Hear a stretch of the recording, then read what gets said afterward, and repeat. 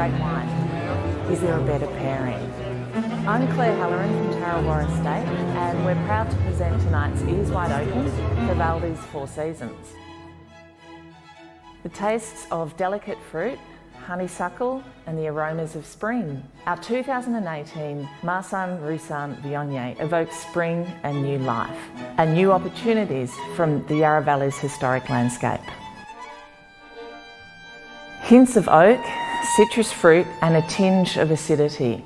Our 2018 South Block Chardonnay captures the zest of life. Time well spent, midsummer and harvest time. Vibrant raspberry aromas, earthiness and subtle oak. Autumn's chill is perfectly represented by our 2018 Estate Pinot Noir. Its lively and vibrant essence encapsulates the season's displays of colour.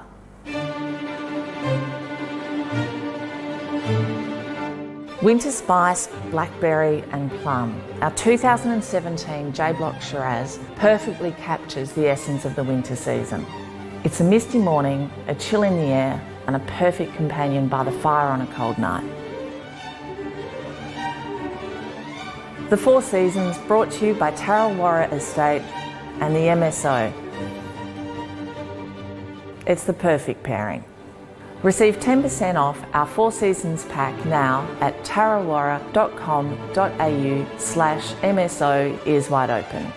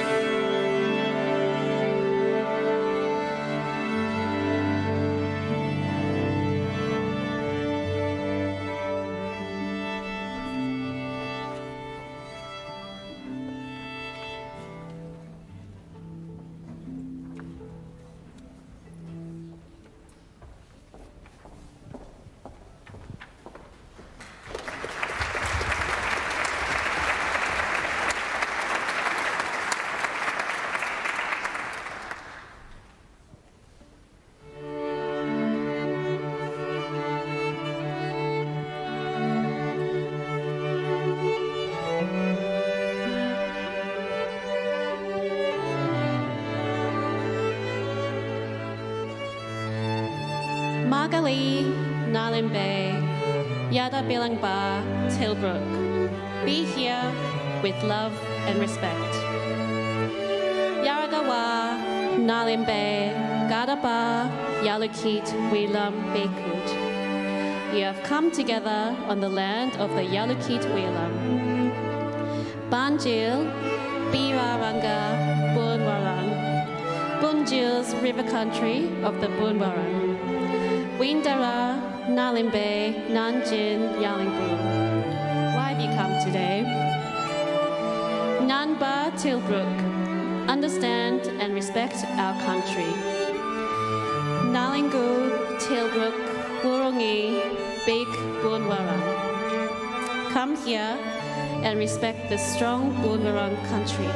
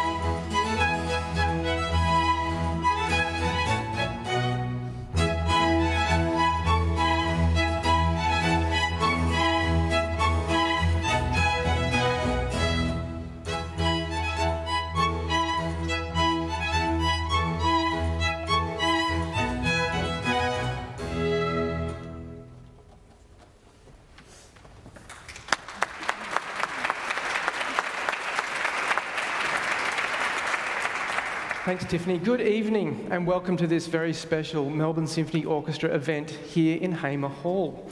And a very special welcome to those of you joining us live on YouTube.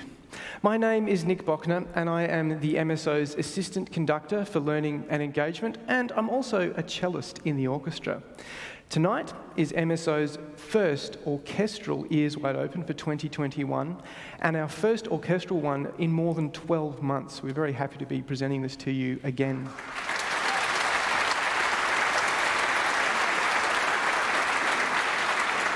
Many thanks to our Ears Wide Open presenting partner, TarraWarra Estate, and the City of Melbourne for their support of these events. Now tonight we're here to discover one of the most famous, most performed and most loved works of all time, Vivaldi's Four Seasons. We're going to explore a bit of the history, some of the context, and try and uncover the magic of this remarkable piece. At the end, we'll be able to answer a few questions as well.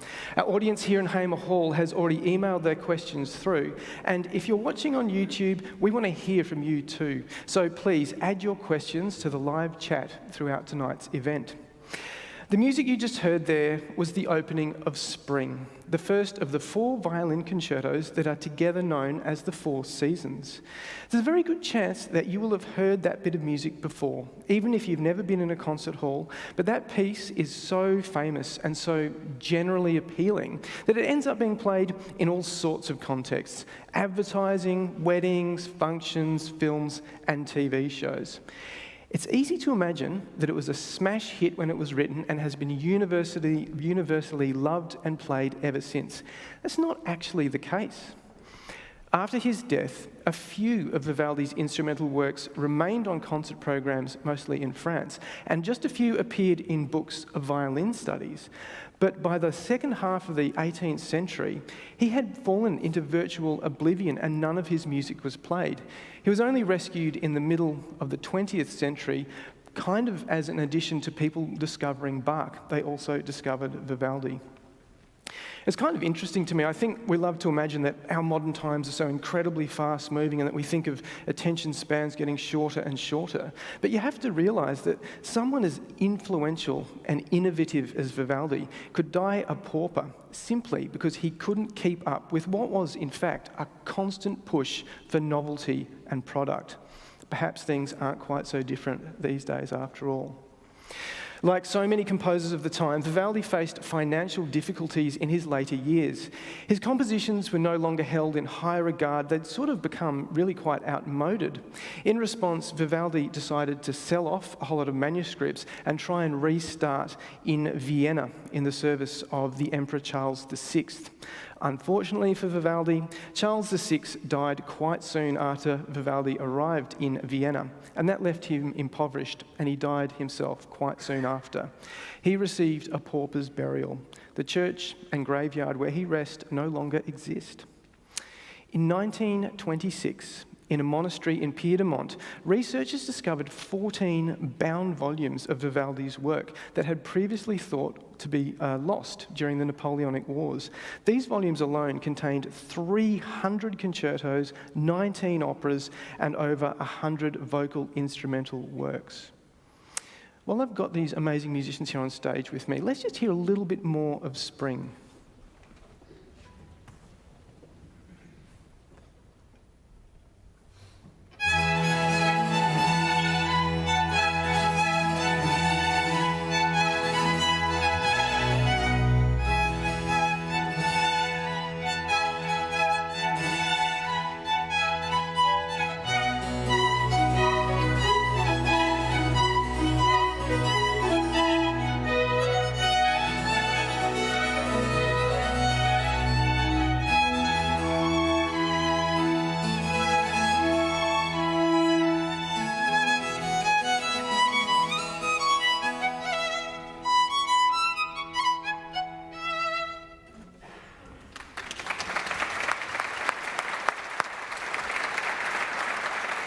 So, who exactly was Vivaldi?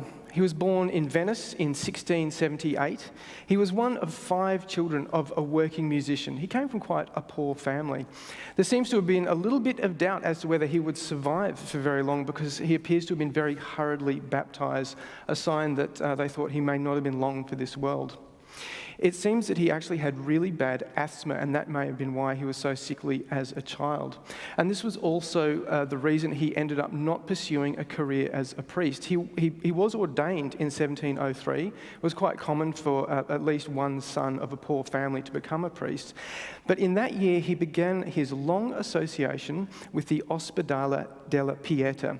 This was the girls' orphanage, which was greatly celebrated for the high standard of its choirs and musical ensembles. He started firstly as a violin teacher and later became the master of music there. But his relationship with the Pieta seems to have been rather complicated. Every single year, he needed to be voted back into his job by the Board of Governors, and the records of these votes show that his support would vary from time to time, sometimes only sneaking in by one vote, sometimes he missed out altogether. And it's possibly because Vivaldi had his eye on other projects and opportunities, most notably opera. He really wanted to succeed in the world of opera, because at this point in history, Italian opera was huge business. It was exported all over Europe. It was pretty much to Western Europe what Hollywood is to the whole world and has been for 100 years. It was one of the main entertainments, and cities as far away as London and Moscow had full-time Italian opera houses. It was actually via Italian opera that Handel, the composer of the Great Messiah, came to be in England, and he never came back. Now, Vivaldi's duties at the Pieta, aside from teaching violin, included composing 2 new Mass and Vespers settings each year. He had to write at least 2 motets each month, and lots of other compositions as required for the girls and their concerts. So they kept him pretty busy. Now, we don't have very much direct evidence of Vivaldi's manner and personality, but if you read between the lines, you can deduce him to be something of an operator. On the one hand, you'll find him boasting and overstating his achievements to certain people, claiming that he'd written some enormous number of concertos in 3 days or something, and exaggerating the number of operas that he'd had performed. But on the other hand, when he was dealing with potential patrons, he had an ability to flatter and ingratiate that to the modern ear is quite disturbing. For example, when considering whether to dedicate to your Excellency the first fruits of my feeble efforts in the form of these sonatas, I realized it was no longer in my power to do so. I will not lose myself in the vast expanse of the glories of your most noble and excellent family, for I would not find my way out again. Knowing that I possess no other adornments than those of my feebleness, I have sought the patronage of a great man who can not only protect me from the tongues of pedants, but can also perform these flaccid harmonies with which so much humility I dedicate to your excellency. Thank you, Chris. These days, of course, we think of Vivaldi mainly as a composer, but at that time he was equally renowned for his violin playing, and the prospect of hearing him perform was a big draw card for people attending opera performances. And it would seem that Vivaldi possessed the same unusual drive and energy in this as in all of his other endeavours. We have some contemporary reports of his playing. For example, Vivaldi played an improvised cadenza which absolutely astounded me, for it is hardly possible that anyone has ever played, or will ever play, in such a fashion. He put his fingers but a hair's breadth from the bridge, so that there was scarcely room for the bow, and he did this on all four strings with incredible speed. Perhaps our German critic was hearing something a little bit like this.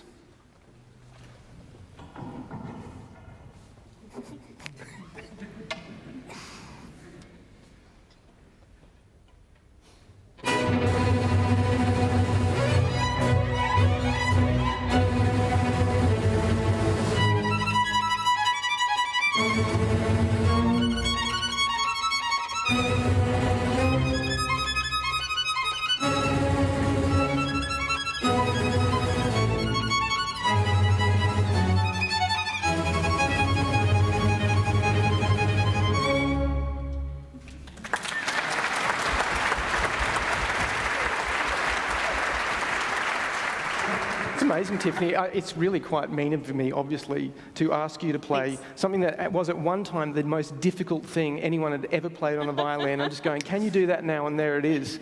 So as I was saying, when Vivaldi wrote that, it was like the hardest thing ever written. Where does it sort of sit now, say on a scale of 1 to 10 in terms of violin technique? Where do you think that is? Is it still really difficult? I think on Amy B lists it's around grade 8 or so. Yeah, so kind of up there, but not the most difficult thing in the world anymore. Well, it didn't sound difficult when you were playing it, I must say. When did you first learn these pieces? Well, I actually remember, so when I was about 7 or 8 or something, we used to have these laser discs. It was before DVDs, right? And we had, it was like a videography of Vanessa May playing the Four Seasons. And if you don't know who she is, she's a violinist turned snowboarder. An obvious combination. But she's amazing. Like one of the movements that Tahir plays later very beautifully is the second movement of Winter. And I remember going to my parents' bed, grabbing the blanket off, and in the video she's like wandering very peacefully, very serene, lost in thought, and I paraded around the house with this blanket around to look like the really long dress, which my mum found out and was like, why? Why are you dirtying the bed sheets? But apart from that, she was like an inspiration to see someone that kind of, representation, looks like me, all that. To see someone like that make the violin look really cool with 90s video editing. Yeah. Oh, that's fantastic. Yeah. Well, I must say, you make the violin look pretty cool as well. And here you are with the Melbourne Symphony Orchestra. You should have brought your, electric bedspread. No, okay. Thanks very much, Tiffany. We'll hear a little bit more from you later. That's great. Thank you.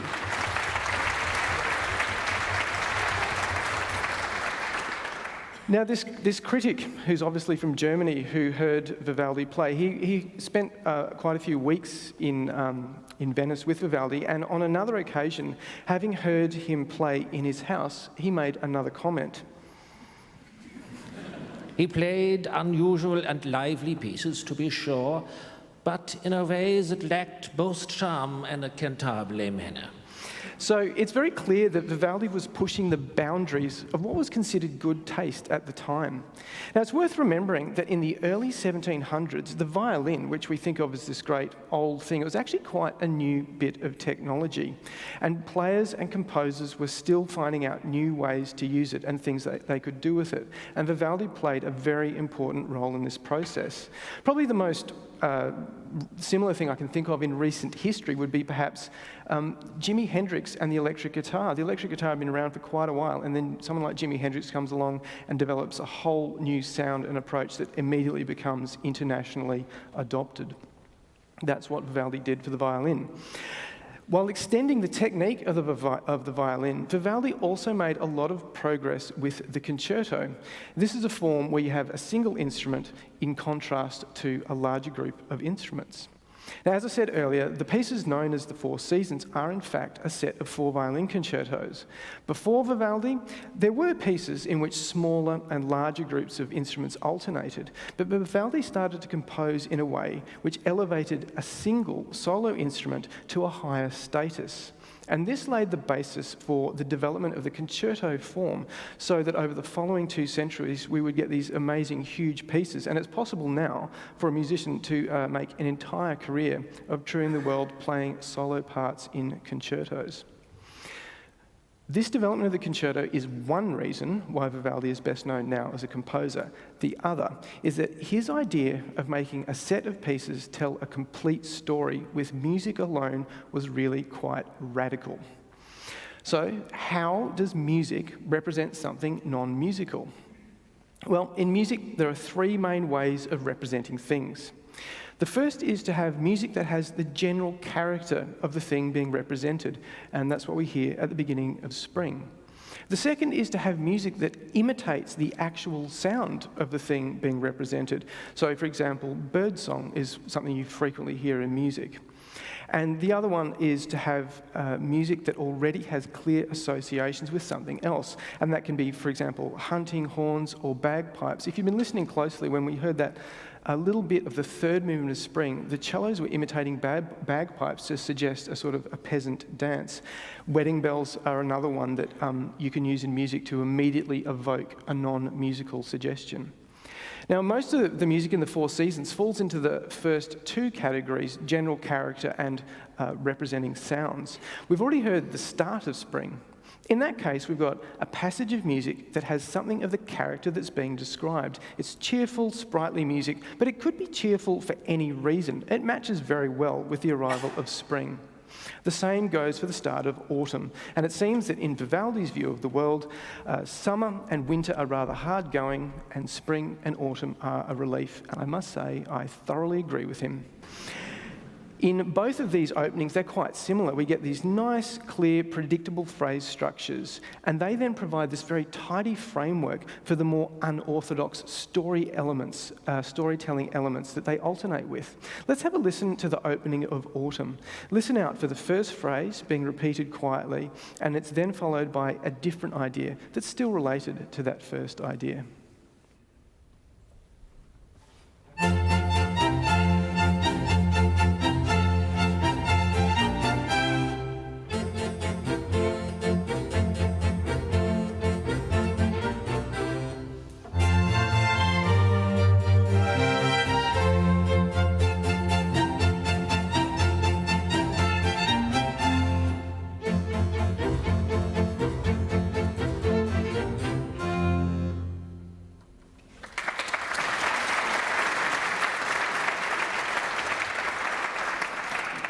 The opening of summer, though, takes us into slightly different territory.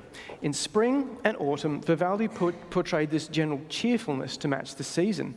In the opening of summer, Vivaldi is trying to convey one particular aspect that will serve to conjure the whole picture for us, and he chooses to portray being sapped of energy by excessive heat. He does this by using these fragmented motifs. We just get 2 notes at a time. They have no real direction. He avoids the strong beat of the bar, and it makes the whole music sound very weak. It's a very effective passage of music.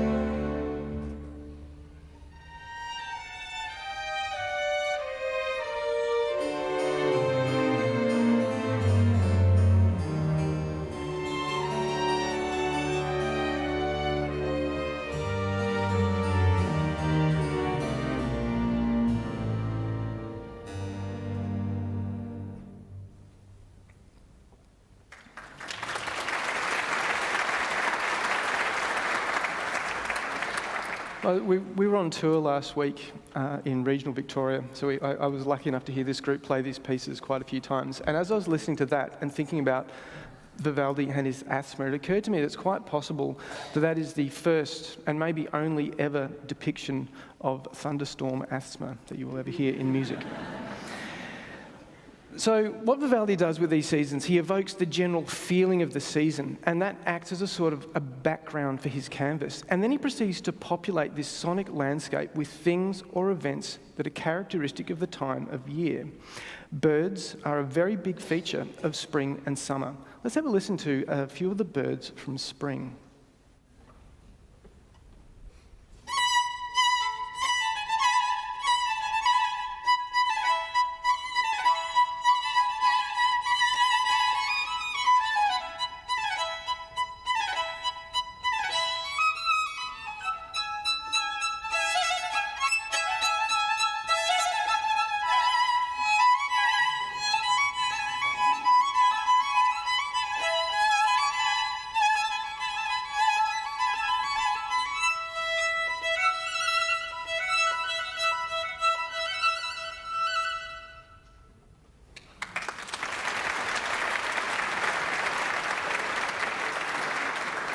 Now, it seems that the cuckoo is a very favourite bird of European composers. I gather it's quite active in summer. So in summer of Vivaldi's set, we get what it seems to me to be a very big and angry cuckoo. Normally, the cuckoo is quite a delicate bird, the one, you think of it coming out of the little cuckoo clock.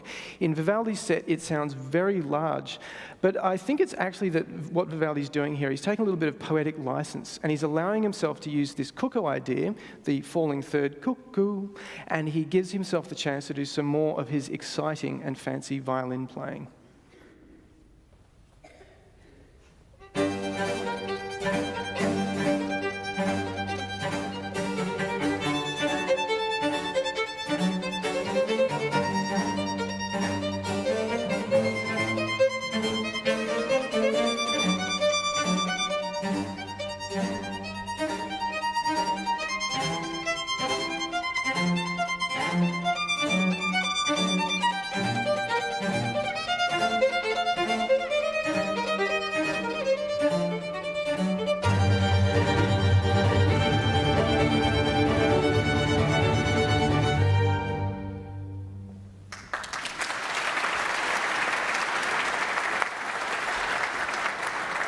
And of course, if you're going to describe the seasons, you're going to have to talk about weather.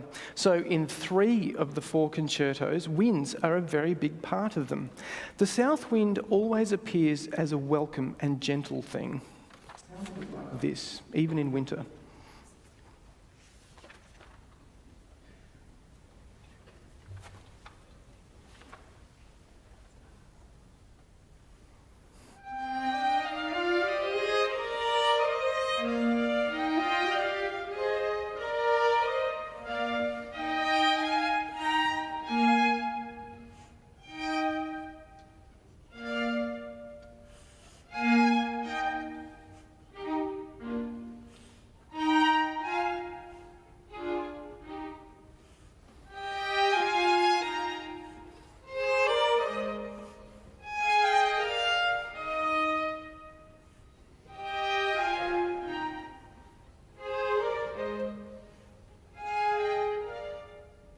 Gentle south wind frequently alternates with a much more violent north wind.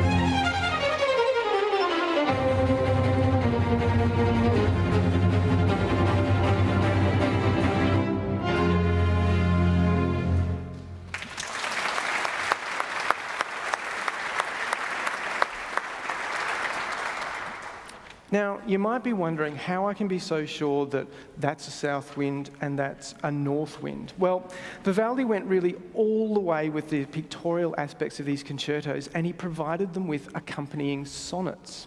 The sonnets have letters marked in them to show which lines of poetry relate to which sections of music. Additionally, throughout the score, he has marked specific elements, so we know pretty much what he was trying to achieve with nearly every note of the piece. We can't actually be certain, though, that Vivaldi wrote the poems himself, and we're not sure which came first, the words or the music. But in the end, it doesn't really matter. The way the two things work together is really part of the enormous appeal of this set of concertos. What I mean by that is, while things like Birds in Spring are easy to recognise, there are some passages of music that you might not be able to guess immediately, and I want to test that out. We've heard the opening music for the first movement of Autumn. Let's listen to what comes next and see if you can guess what this is depicting.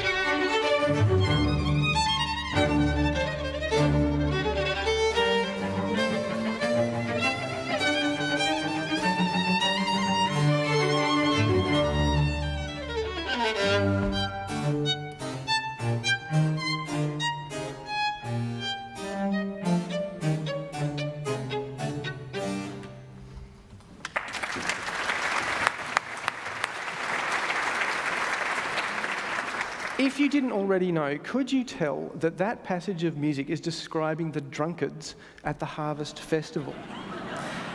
Now that you do know that, let's listen to a little bit more.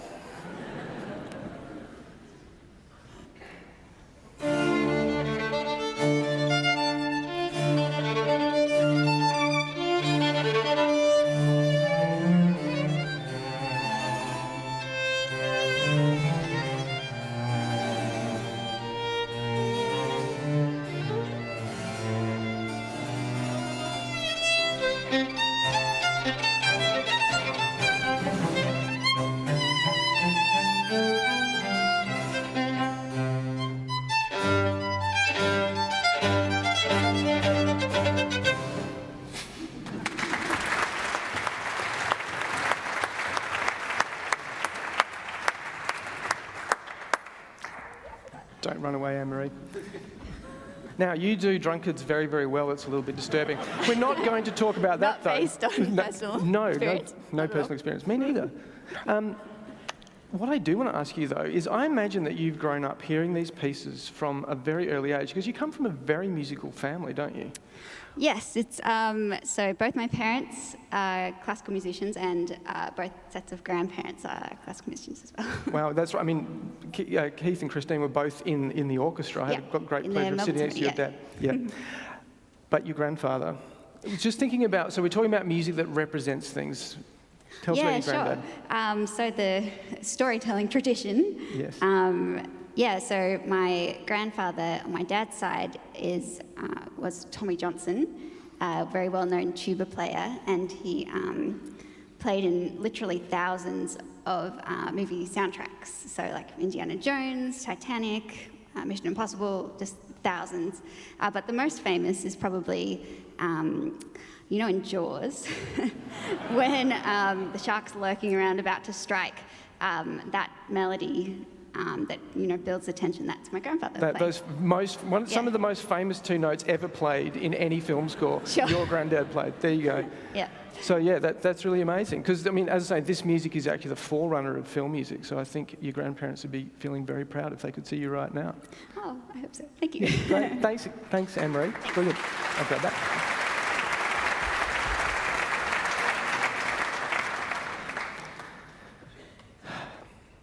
So I guess what Vivaldi's taking advantage of here, pairing the words with the music, is the fact that although music and speech both go in through our ears, they're both auditory, they're processed in different parts of the brain, and they're processed in very different ways.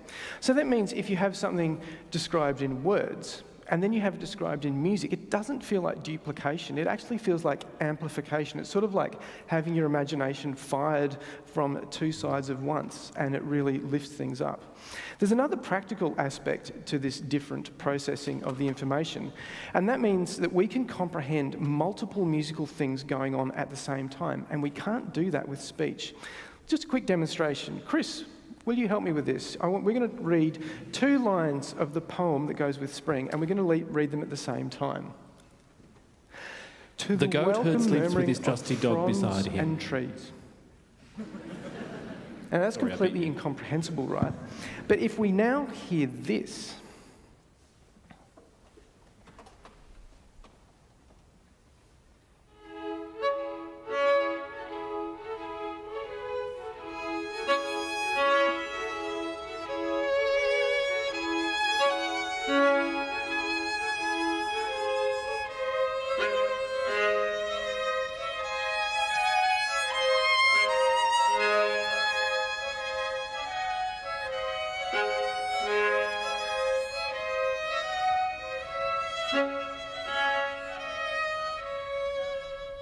so in that we can hear the murmuring of the fronds and trees.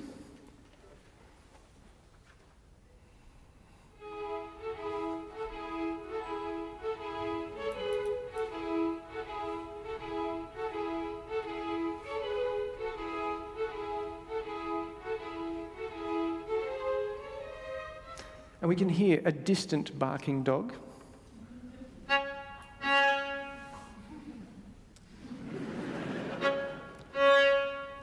And when we put it all together, you can hear the sleeping goat herd is sleeping peacefully above it all.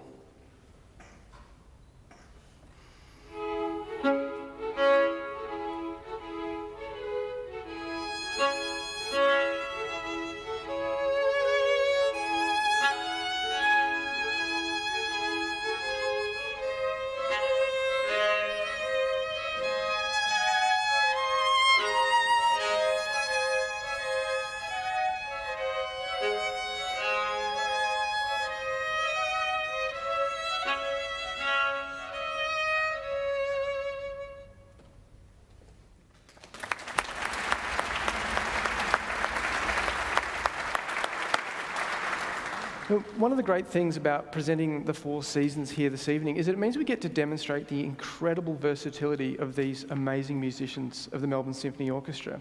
We play a huge range of music, and sometimes, as you know, we will have almost 100 musicians on stage with many, many different instruments. Today we are in what would probably be our very smallest setting, and there are 2 very important features of music from this period, the Baroque period, that are on display here. The first one is actually that we have no conductor, because in Vivaldi's time, conducting hadn't been invented yet. Ensembles like this would be led and directed by the first violin and or the soloist. TarraWarra, have you done very much of this sort of directing from the violin? Not so much, not really, no. No, really, you would never know, because you're doing a great job of it. It's fantastic. Yeah, I think it's all because I have a deal with great musicians, and even if I ruin all the entrances, I feel that they will play it instead of me. So. Yeah, you're far too modest. But you've had some experience with these concertos before, I believe. Yes, yeah, I have some. But the most interesting was when I played those seasons in a combination with seasons of other composers, Tchaikovsky and Pictorial, in a small musical theater back in Russia. And it was a very interesting experience because we also jumped from, for example, from second movement of Summer of Vivaldi to some piece from Tchaikovsky's seasons, and then back to Vivaldi, and then maybe Pictorial again, Vivaldi, etc. So it was a pretty interesting experience, yeah. It sounds very, very difficult. It's a bit like what I'm asking, actually, I hope you realise that what I'm asking these musicians to do tonight is incredibly difficult. To be jumping around and suddenly standing up and playing solos, it's just, it's really hard. So I'm sorry about that, but I think it's worth it. You're doing a great job. No, it's a good exercise for your brain, anyway. So. That's great. Brilliant. Thank you very much, Ty.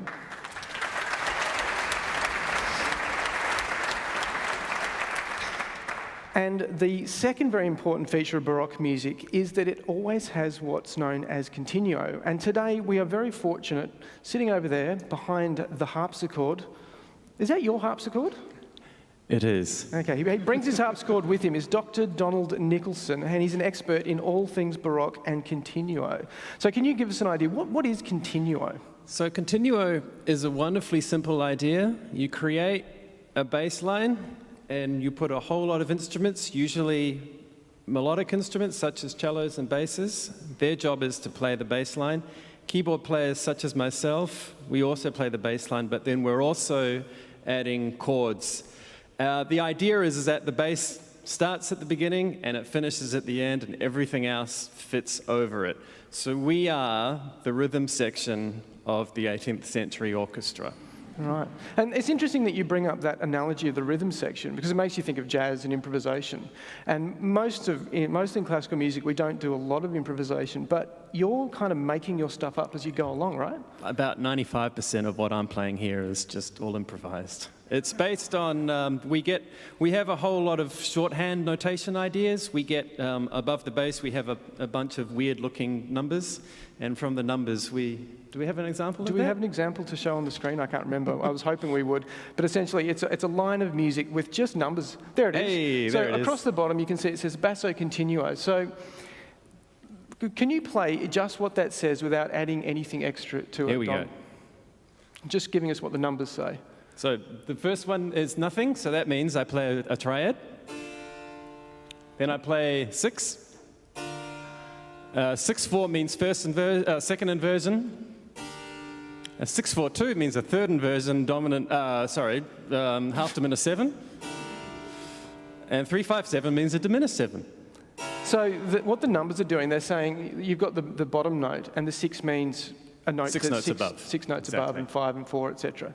That's right. But if you were to play this actual sequence, you wouldn't play it like that. What might you play for us? Otherwise, it would be incredibly boring and it wouldn't offer any support and any interest whatsoever. So play us one way that you might do that. So I might choose to go just a brief arpeggio that just goes upwards.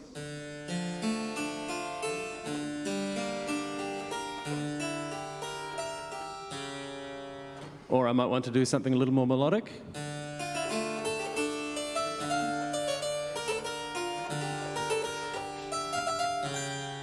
And it becomes a matter of good taste at that point, really, doesn't it? It's all about good taste over here.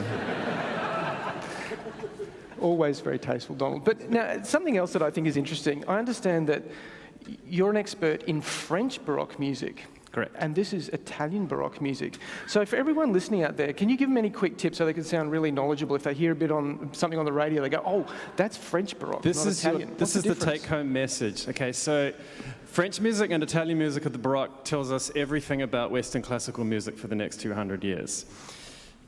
French music is all about crafting a beautiful, beautiful tune that touches the heart, and it's got beautiful little ornamentation, things that create little interest. It's all Apollonian. I reckon if a certain Polish composer had been born 100 years earlier, he might have done something like this.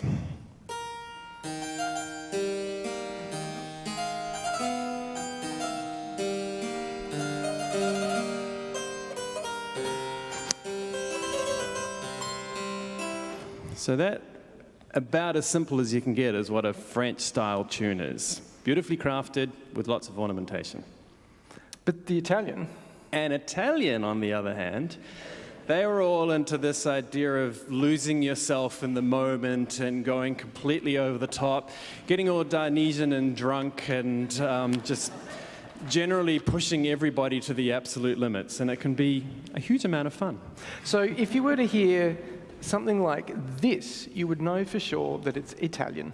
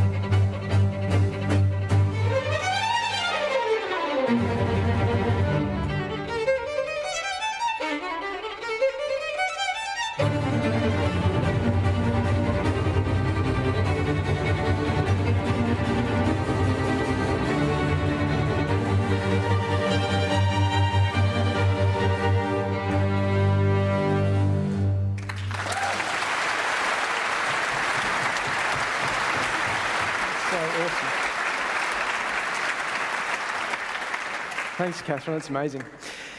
So in composing the Four Seasons, Vivaldi can probably be credited with inventing a new genre of music, that of program music. And this is where a composer creates a piece of music that's intended to tell a specific story.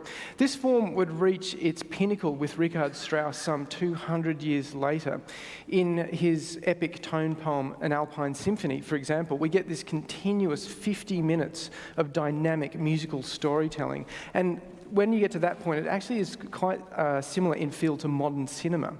With Vivaldi, because of the compositional techniques of the Baroque, where movements tended to be shorter and often you would have just one or two ideas in a movement, his storytelling is a little bit more like the early days of, his music is a bit more like the early days of cinema with jump cuts and a little bit more left to the imagination.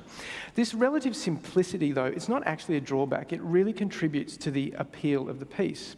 The somewhat episodic approach, it kind of puts me in mind of that series of wonderful depictions of country life by the Flemish artist Bruegel.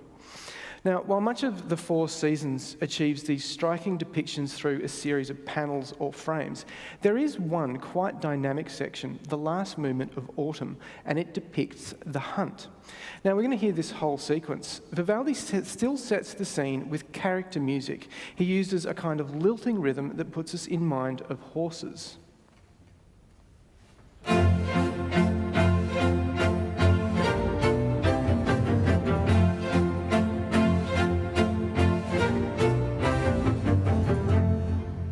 Clarifies for us that these horses are being used for hunting because he puts a hunting horn reference into the solo violin.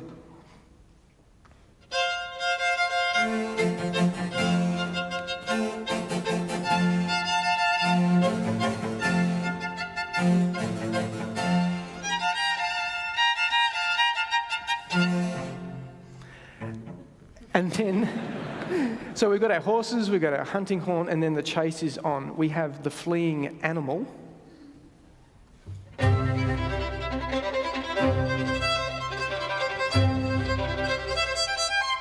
We have gunshots. And we have fierce dogs.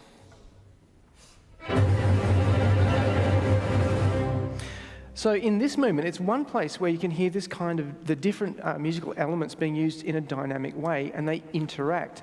The fleeing animal speeds up, the gunshots get closer together, and well, I think you'll be able to guess what happens to the animal in the end.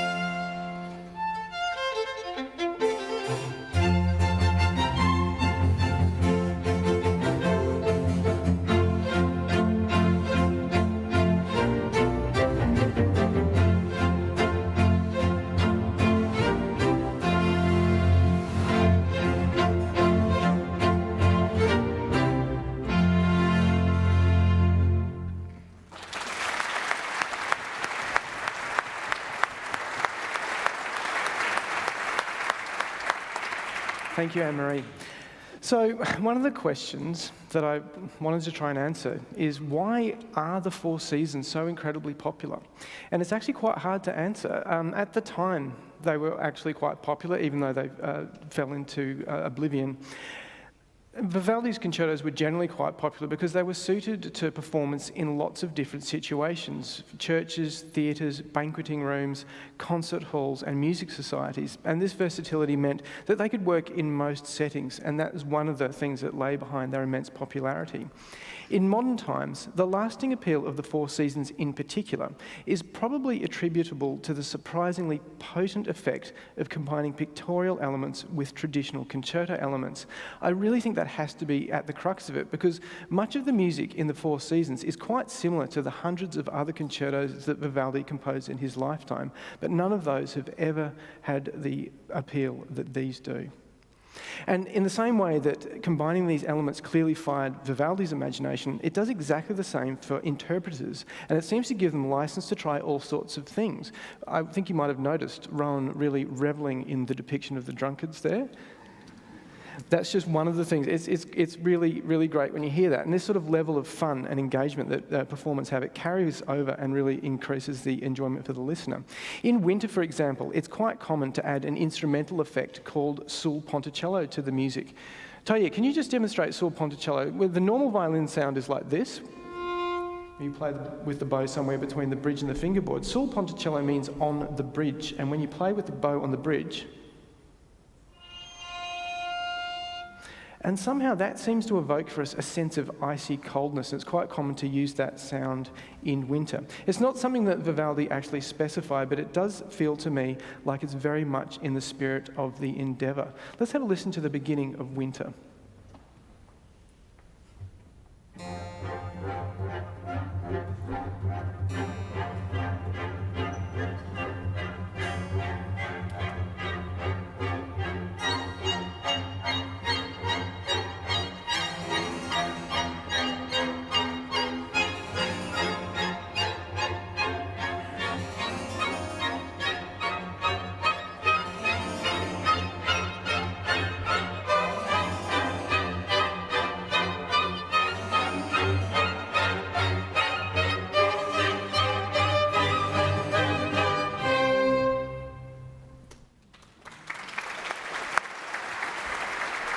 Thank you.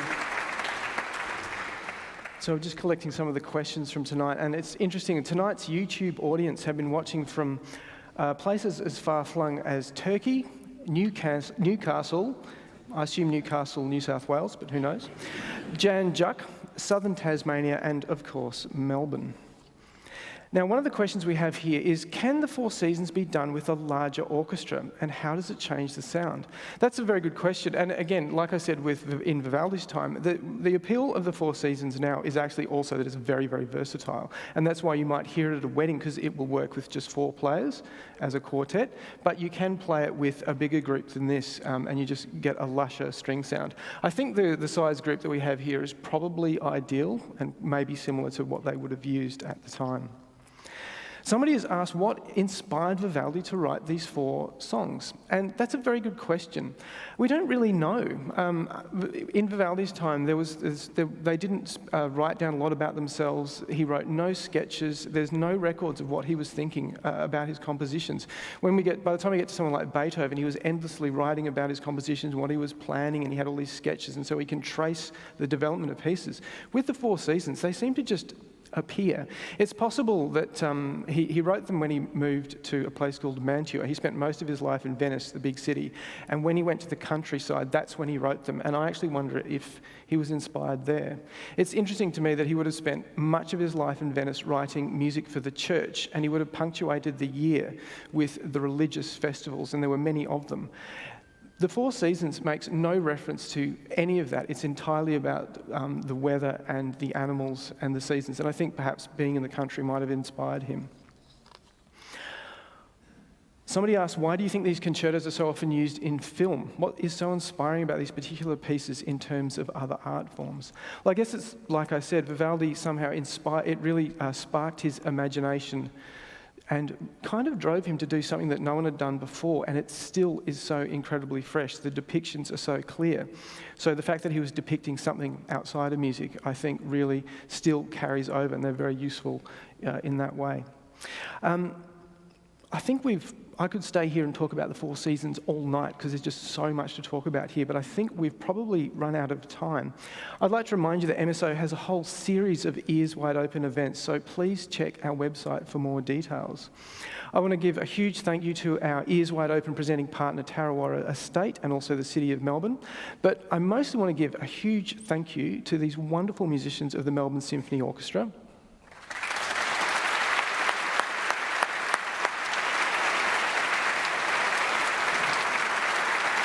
And our incredible soloists who normally sit inside the ranks of the orchestra and to step out and play so brilliant, it really demonstrates the amazing breadth of talent that we have within our ranks. We have Tayyir Kisembiev, we have Catherine Taylor, we have Tiffany Cheng and Anne-Marie Johnson. Thank you so much.